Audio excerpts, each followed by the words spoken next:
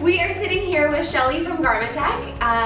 So happy to have you to chat with us about our collection and the process.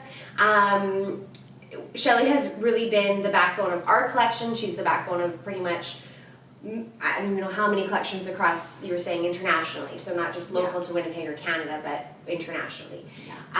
So we're really excited to be sitting down with you today to talk about just the whole process of manufacturing and what that looks like, because it's all new to us, and I think an inside look for other people will be very beneficial and kind of interesting and fun. So we're just gonna rapid fire some questions at Shelley and have a good conversation about just what she does and what she does for us as we approach MAD 2.0 collection launching, hopefully soon, like a month maybe, we'll get to it. Tell us how you got started in the industry and why you decided to open up your production house here in Winnipeg.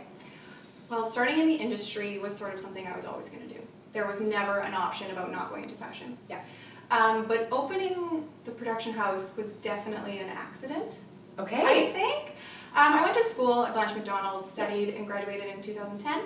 I came back and I worked a number of different jobs with the idea of just following the open doors. Yeah. Right? Taking every opportunity I could possibly get. Amazing. And eventually I saw this need for local manufacturing and, more than that, like local development. For sure. So taking that napkin sketch and turning it into something that a factory can make. Absolutely. So then I kind of honed my skills and practiced that. And then one thing led to another. I kept getting all these freelance clients while I was working at another job. And eventually my freelance clients turned into a full-time job, and I made the switch. Incredible. Because you started as, was it a pattern maker, was what you were doing as your full-time job, and you loved that, and then realized that that was something that needed to be obviously expanded. Yeah, and there's not a lot of pattern makers. No. I mean, in the city, in the country, it's sort of it's almost like a dying art. For sure. And I can say from our experience, it's so much less, it's just so much more approachable to be able to have you here physically in our city as somebody that we can talk to and meet with and actually have those discussions face to face with samples and things like that. And fittings. And fittings and all of that. It takes away that fear that we would have had looking at manufacturing and what that whole process is when it's local and someone that you can really just to meet with face to face. It makes a huge difference. It makes communication a lot easier, especially when you're going to try to achieve a certain look. For sure. And you both just kind of pull the dress and say, oh, we need that. Yeah. Or whatever it is. Yes. That's always my goal, is to be able to be there to say, okay, I know how to do that. Yeah, for sure. Yeah. Well, it definitely makes us feel better. Oh, Shelley's got this. She's got it. She comes in with her tape measure and she's ready to go. Always. Yeah, I mean, you're not even wearing it today. You're always wearing the tape measure. I love it.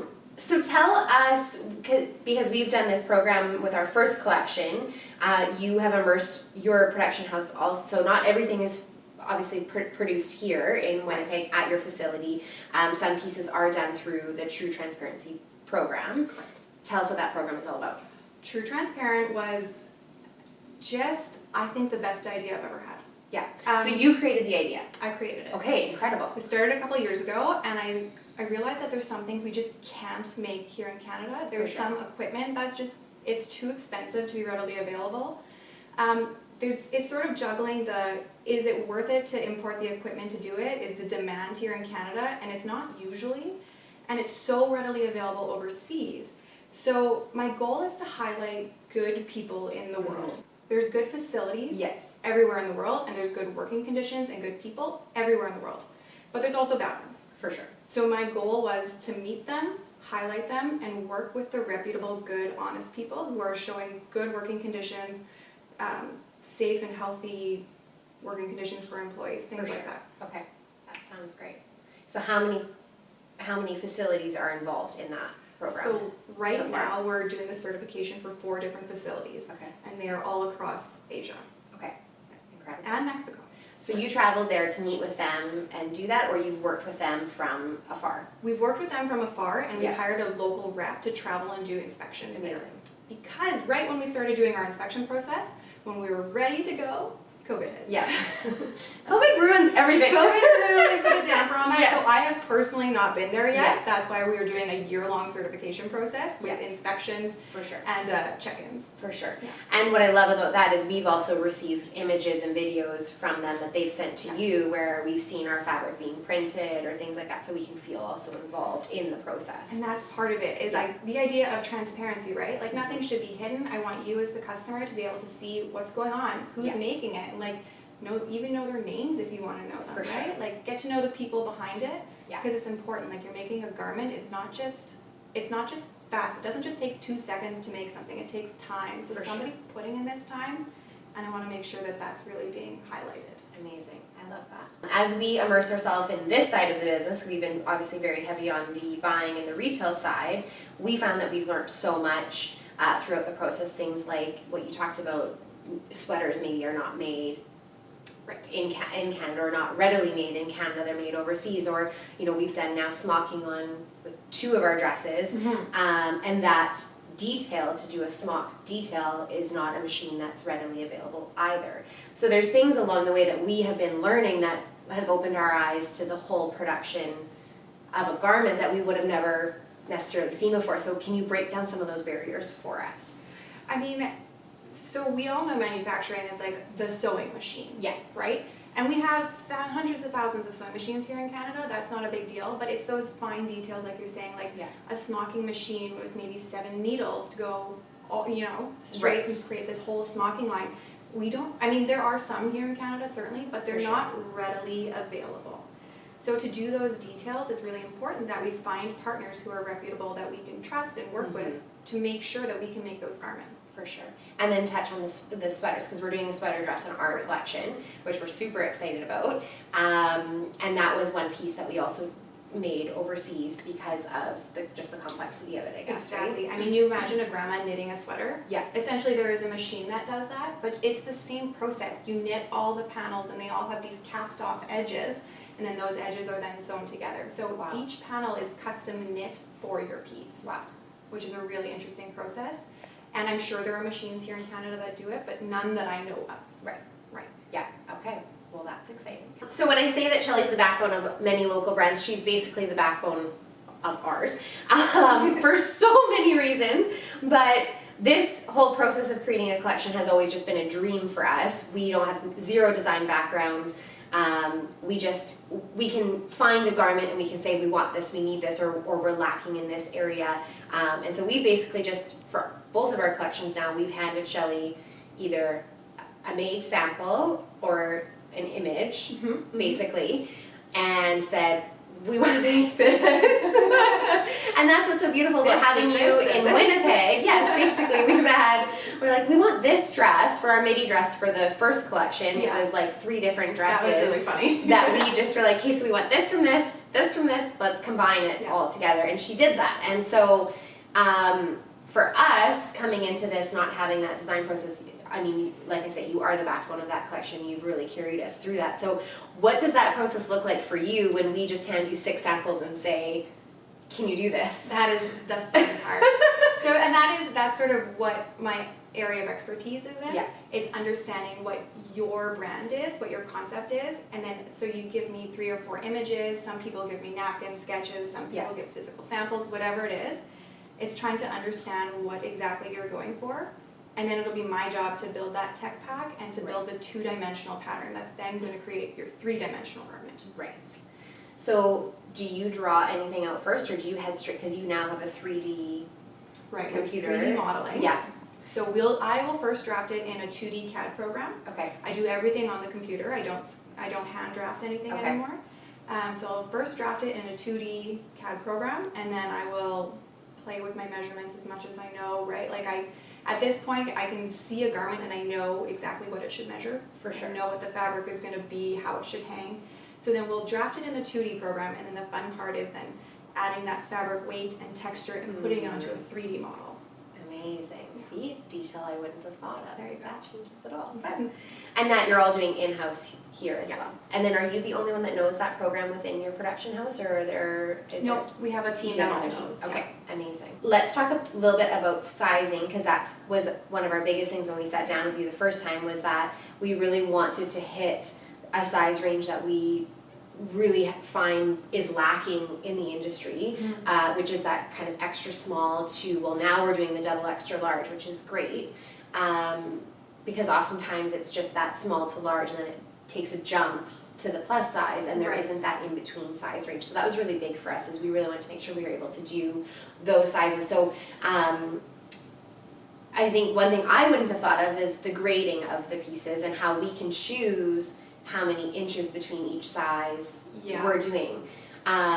So is that we're doing 3 inches between each of our sizes? Is that standard, or how does that work for each brand? The 3-inch grade rule is my favorite. Okay. If you think about typical ladies' dress sizes, you go 2, 4, 6, 8, and so on. And that is a very fitted type of garment. When you add that extra 3 inches, it kind of encompasses a larger group of people. Yeah. Because lots of your garments are very flowy. It works really well to fit on those different body types. For sure. Yeah, and so far, I mean, we're still learning our sizing and what's working, but I think it's been from Matt 1.0 collection to now. From the beginning. From the beginning, I mean, it's definitely, we've had great response of that grading, and then this collection, we're excited to add that double extra large is just another option. Okay, let's talk about custom print, because I think that's huge for our collections. Oh yeah. Is that, especially for a floral, we've been so specific on a floral pattern. This is the biggest headache probably for Shelley, is that we've now done 2 custom florals, and then we'll be doing a 3rd custom floral, which will be for Christmas, so you have to stay tuned for that. But what does that look like? Because we have had 2 florals now created for you, one through a graphic designer, one through Isabel on our team, and we've sent that to you, and then it's magically appeared on fabric. So what does that look like? It's a very cool process. So as you know, we'll go through all the Pantone books. Yes. And first pick your Pantones, and what's really cool about Pantones is they're universal. Right. So we can look at our book here, and then I can send an email, and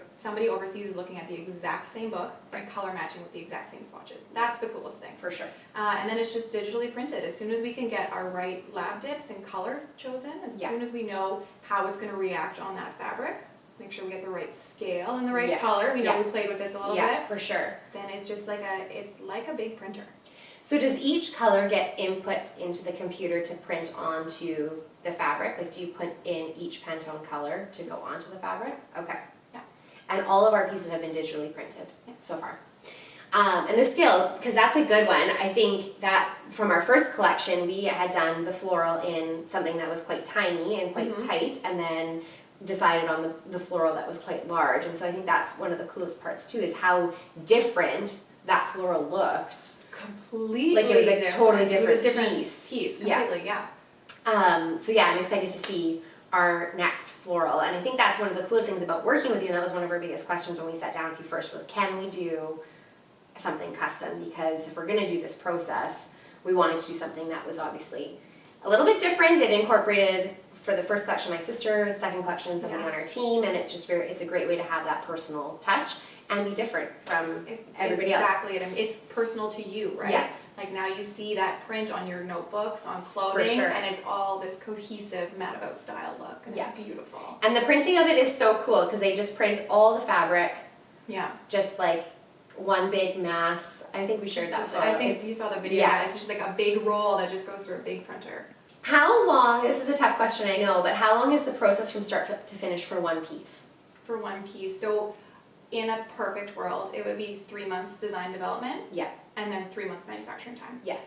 So Shelley's working off of like, we're rushing it. 2 months for all of it for us. That's why she's the best. We had a global pandemic interruption. Yes, we did. Which sort of bumped us. Yeah. And now we're getting back on track. Yeah, and we'll be good. Yeah, we'll get there. Out of our, because we're creating 7 pieces for this collection, out of those 7 pieces, we have 2 styles made here in your facility. Which out of those 7 styles was the most challenging to create? The most challenging I think is the smocking dress. Yes, yeah. Just getting the bodice fit right with the smocking and understanding how that fabric changes. For sure. With all the elastic and all the stretch, and we still want it to look sexy and Yes. fitted and beautiful, but it still needs to fit. Not For be sure. too tight, not be too loose. It's a It's a fine balance. unique that one. Yes, Yeah. for sure. And that one being done overseas, harder for us to do Yeah. try-ons or fits or things like that. So we've been working, obviously. And that's the thing. Shelley comes in, we try it on, and she's just like, "Oh yeah, okay, we need to change this, we need to pull this in." Yeah, totally. Yeah. And then boom, it just magically appears and it's perfect. What would have been the most fun piece out of that collection? The most fun one is definitely your wool coats. Yes. Wool is so fun to work with. I mean, like you can just steam it and it'll do what you want. Amazing. It's beautiful. And that one is, you'll see in this video, or probably through our stories, we've also posted the cutting of that, Yeah. Ron cutting that fabric, Yeah. and how cool it is to cut out that pattern. I didn't realize how many pieces are included in just one garment. So one jacket, Right. how many pieces would have been cut for one jacket? Oh, you're gonna put me on Estimate. 17. Holy smokes. See, I would not have thought that. 17 shell Okay, plus lining. plus line. Okay. Crazy. And then you have a little piece in this collection too. You came up with the concept for our leather skirt, essentially. Oh yeah. So that's definitely going to be a fun one to get, which is awesome. Just a little piece of Shelley. So for our collection specifically, because we're doing a wool, we're doing a leather, we're doing a sweater, we're doing a blouse, a chiffon, Yeah. our fabric, where are we getting all of that fabric from? Your wool was all bought through a local Canadian supplier. Yeah. However, it's made overseas. Right. And all your other fabric has been made overseas in the factories where we're producing your garments. Amazing. Yeah. Yeah. And I can't wait to see that navy of that jacket. It's gonna be really good. Even my staff was like, "This is striking." Oh, I'm like, perfect. "It's so beautiful." So good, I can't wait. Thank you so much for sitting down with us. This really means a lot. We've really wanted to kind of dissect this whole process with you for a little while, and now that we've done 2 collections, I think we've learned a lot in the process. And hopefully we've been able to share just a little glimpse into the making of our collection, which you'll see soon. We're really excited to launch MAD 2.0. It's kind of become more of a fall-winter collection, but the thing with the pieces that we're doing is we really want classic staple pieces that we can't necessarily find from other manufacturers, and that's really the important part and the whole idea behind this. So we can't wait for you guys to see those pieces.